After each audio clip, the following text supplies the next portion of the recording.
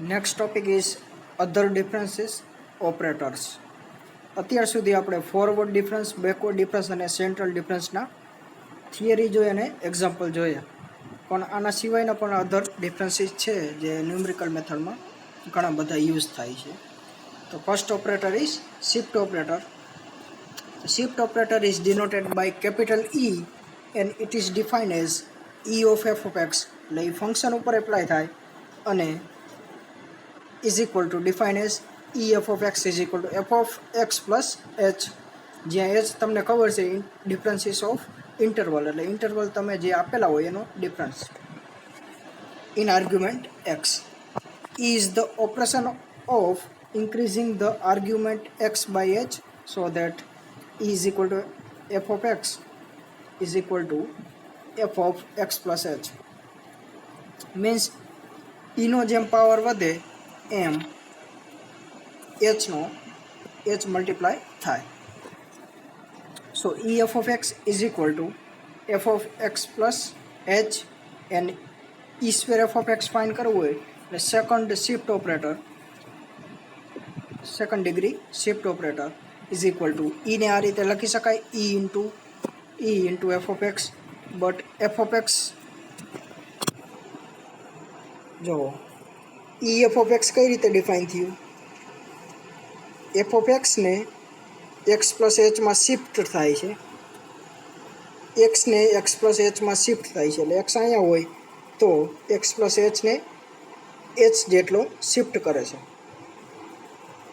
એ રીતે similarly E f of x ની આપણે વેલ્યુ મૂકી f of x plus h. હવે f of xમાં શિફ્ટ ઓપરેટર એપ્લાય કરી તો શું થાય? અહીંયા x ની જગ્યાએ x પ્લસ h છે તો એને x પ્લસ 2h જેટલો, એટલે આનો ડિફરન્સ તો h જ રહ્યો, એટલે x પ્લસ h ને h જેટલો શિફ્ટ કરે છે તો x પ્લસ 2h થાય. તો E f of x ની વેલ્યુ શું થાય? x plus 2h. Similarly E cube f of x એટલે x પ્લસ 3h, એટલે E નો જેટલો પાવર હોય એટલા h મલ્ટીપ્લાય થાય x પ્લસ, એટલે એટલો x શિફ્ટ થાય. જો E નો પાવર 3 હોય તો x કેટલો શિફ્ટ થાય? x plus 3h. E નો પાવર 4 હોય તો x કેટલો શિફ્ટ થાય? x plus 4h and so on. પણ જો પાવર એ રીતે e raise to n f of x હોય તો x પ્લસ nh. હવે પાવર ફ્રેક્શનલ હોય તો પણ E નો પાવર 1/2 તો x કેટલો શિફ્ટ થાય? x plus h/2. એટલે e to the power 1/2 f of x is equal to f of x plus h/2. એ રીતે e to the power 3/2 f of x is equal to f of 3/2 h and so on. Means E નો જેટલો power હોય એટલો જ x shift થાય. Function ગમે તે હોઈ શકે. તો if y is function of f of x then E of yx is equal to y of x plus h. જે આપણે ફંક્શનમાં જોયું એ રીતે વાયમાં જોઈ શકીએ, કેમ કે y is equal two f of x લખી શકાય, અથવા એ સફિક્સમાં તમે x રાખો કેમ કે y કેનું ફંક્શન છે? એક્સનું ઇન્સર્ટ, તો આ રીતે લખી શકો. તો નાવ E1 y0 શું થાય? y0માં અહીંયા E નો પાવર 1 છે અને y0માં કેટલો એડ થાય? 1 જેટલો, તો એ થાય y1. એ રીતે E square y0 is E નો પાવર 2 છે અને y0 છે તો 0 પ્લસ 2 ઇઝ 2, તો 0માં કેટલો એડ થાય? 2 જેટલો. e to the power 3 y0 is y3 and so on. In short e raise to n y0 શું થાય? yn. એ રીતે e raise to n y1 શું થશે? yn plus 1. તો હવે તમને આવડે. So similarly the inverse operator denoted as means inverse shift operator denoted as e to the power -1. એટલે -1 પાવર હોય તો એને આપણે ઇન્વર્સ શિફ્ટ ઓપરેટર કહીશું. એ જ રીતે સિમિલરલી છે અહીં -1 ઘાતે તો એક્સમાં x માઇનસ h થશે, અહીં -n હોત તો x માઇનસ nh. એ જ રીતે 2 હોય તો x માઇનસ 2h, તો -1/2 હોય તો x માઇનસ -1/2h. એ રીતે વાય એક્સમાં પણ કહી શકો e raise to -1 y x શું થાય y x minus h where n may be any real number તો એન ગમે તે રિયલ નંબર હોઈ શકે એટલે યાદ તમારે શું રાખવું e to the power n f of x is equal to f of x plus n h હવે એનની જગ્યાએ તમે ગમે તે વેલ્યુ મૂકો અહીંયા વેલ્યુ આવે એન નેગેટિવ લ્યો તો અહીંયા નેગેટિવ થઈ જાય એન ગમે તે ફ્રેક્શનલ લ્યો તો પણ અહીંયા ફ્રેક્શનલ થઈ જાય એટલે મેન સૂત્ર આ થયું E raise to n f of x is equal to f of x plus n h જ્યાં ફંક્શન ગમે તે હોઈ શકે now second operator is averaging operator એટલે એવરેજ જેવું કામ કરે એટલા માટે averaging operator is denoted as mu and it is defined as mu f of x is equal to f of x plus h by 2 એટલે mu નો power 1 છે તો 1 ને તમે આ રીતે લખી શકો 1/2 plus 1/2 તો ફર્સ્ટ ટર્મમાં આવે આનો સરવાળો એટલે x plus 1/2 અને સેકન્ડ ટર્મમાં આવે f of x minus 1/2 divide by 2 જ્યાં 1/2 છે તો અહીંયા 2 લખી શકી એવી જ રીતે e સ્ક્વેર હોત સિમિલરલી મ્યુ સ્ક્વેર હોત તો 2 ને તમે સરખા બે ભાગ પાડી તો 1 + 1 લખાય તો એની ડેફિનેશન થાય f of x plus h plus f of x minus h divide by 2 એ રીતે સિમિલરલી અહીંયા n હોત તો n ના સરખા બે ભાગ કઈ રીતે પડે n/2 પ્લસ n/2 એટલે એની ડેફિનેશન થાય x plus n/2 into h plus x minus n/2 into h divided by 2 એ રીતે averaging operator now it is differential operator જે તમે 11-12માં પણ ભણી ગયા ડિફરન્શિયલ ઓપરેટર તો df of x બરાબર કઈ રીતે લખાય f ડેશ x અથવા d/dx fx જે તમે આપણે રેગ્યુલર યુઝ કરી છે ડિફરન્શિએશનનો એ પણ એક ઓપરેટર જ છે તો એની ડેફિનેશન તમને ખબર છે d raise to n f of x કઈ રીતે થાય અહીં એકચ્યુઅલી કાઉન્સ આવે આ રાઉન્ડ મેં કર્યું છે અહીંયા કાઉન્સ લખાય એટલે કાઉન્સનો મતલબ છે differentiation n times of function f એટલે n વખત ડિફરન્શિએટ ડેરિવેટિવ કરવાનું અથવા આ રીતે પણ દર્શાવાય dn by dnx of f of x now fourth operator is central difference operator.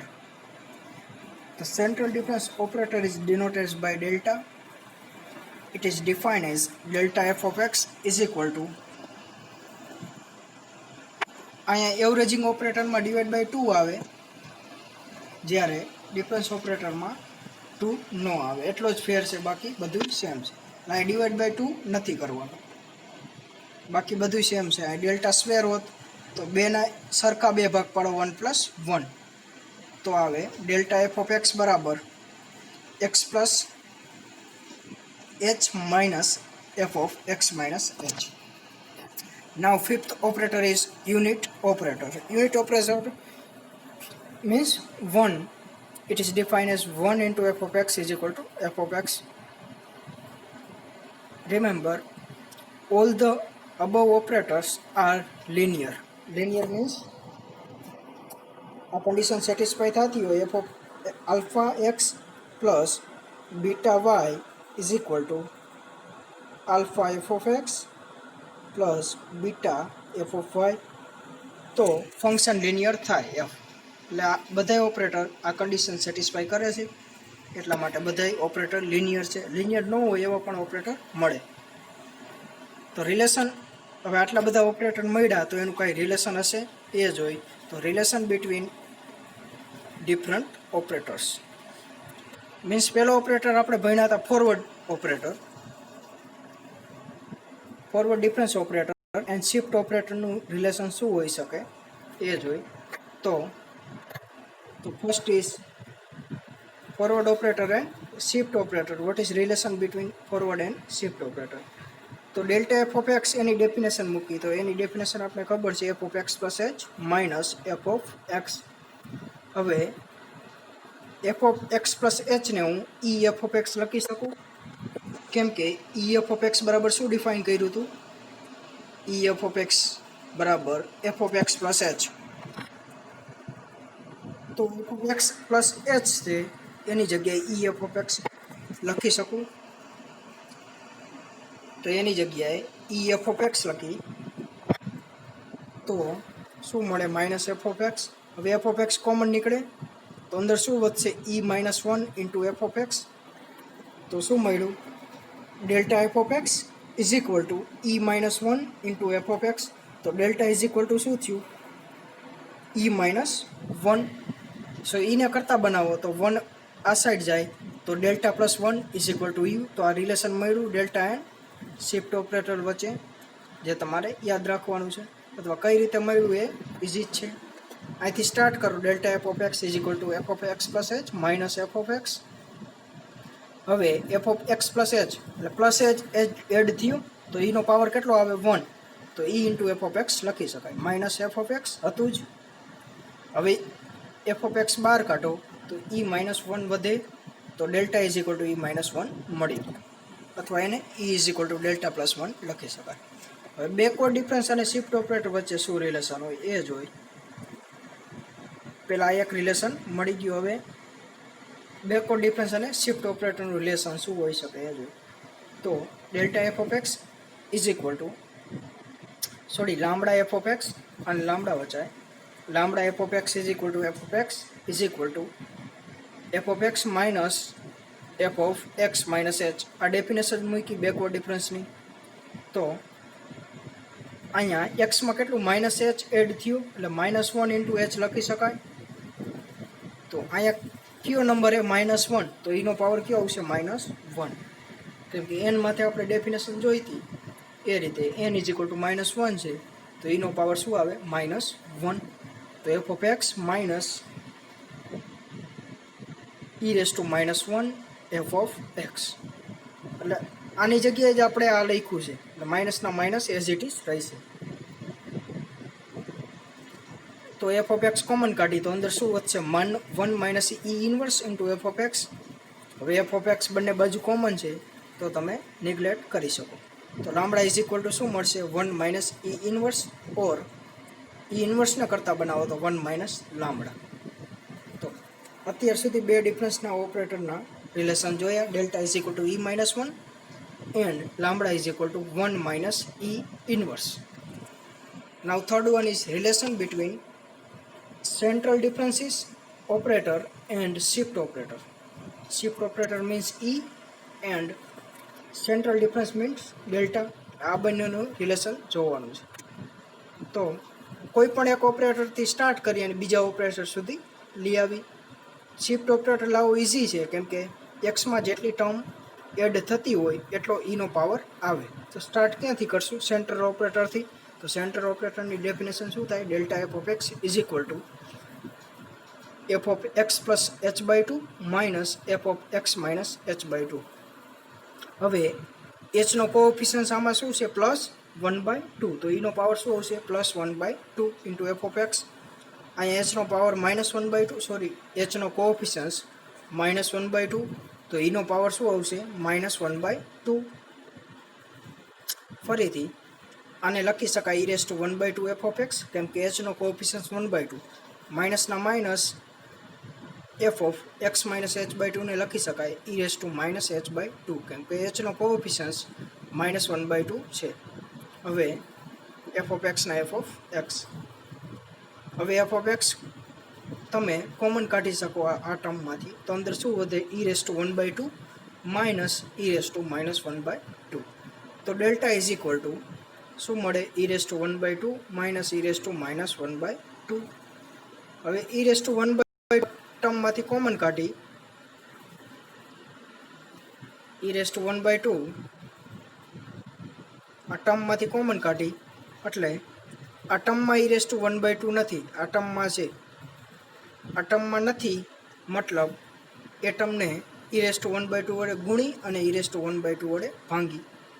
તો ઈ raise to 1/2 minus E raise to -1/2, એટલે આ ટર્મમાં ઈ રેસ ટુ 1/2 મલ્ટીપ્લાય કરવા પડે અને ડિવાઈડ પણ કરવા પડે.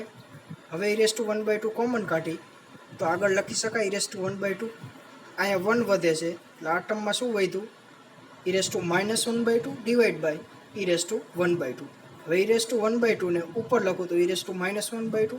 તો ઉપર શું વધ્યું? E raise to -1/2 into E raise to -1/2. આ બંનેનો સમ શું થાય? -1/2 ઇન્ટુ -1/2 -1/2 એટલે ઈ રેસ ટુ -1 વધે.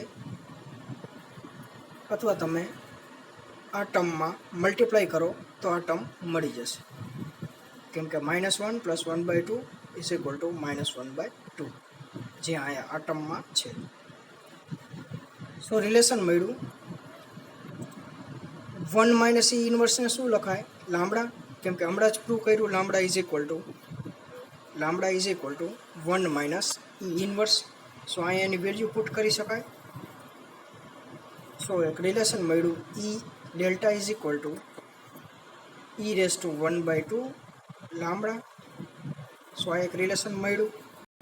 અથવા આને આમ નામ રાખો તો પણ ચાલે, આ રીતે પણ લખી શકાય. અથવા આ ટર્મમાંથી આ ટર્મમાં ઈ રેસ ટુ -1/2 કોમન કાઢો તો આ ટર્મ મળી જાય. તો આગળ ઈ વધશે -1. એટલે જે આપણે રિલેશન યુઝ કરવા માગતા હોય એ કરી શકીએ. અથવા ડેલ્ટાના ફોર્મમાં લખવું હોય તો e -1 ને આપણે ડેલ્ટા લખી શકીએ, કેમ કે હમણાં જ પ્રૂવ કર્યું delta is equal two e -1. તો ડેલ્ટાના ફોર્મમાં લખવું હોય તો પણ લખી શકીએ. એના માટે આ ટર્મમાં ઈ રેસ ટુ -1/2 ને કોમન કાઢો તો એ ડેલ્ટાના ફોર્મમાં લખાઈ જશે.